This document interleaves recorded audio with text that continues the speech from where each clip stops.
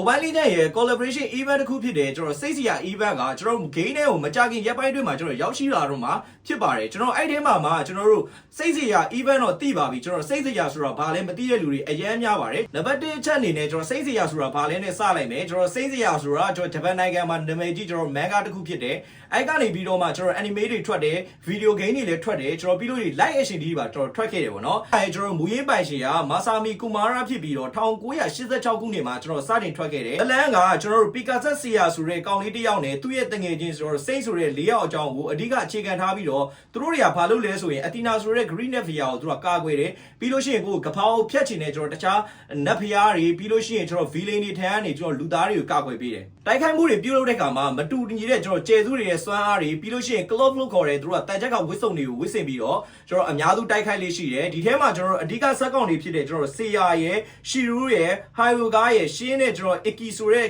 တငယ်ချင်း၄ယောက်ရဲ့ခင်မီမှုတွေအချင်းချင်းကျွန်တော်တို့ပြန်လဲစောက်ရှောက်မှုတွေကလည်းကျွန်တော်ဒီဇက်လန်ကိုပို့ပြီးတော့ high ဖြစ်စေခဲ့တယ်အဲ့ထဲမှာကျွန်တော် mobile legend ကနေပြီးတော့ကျွန်တော်တို့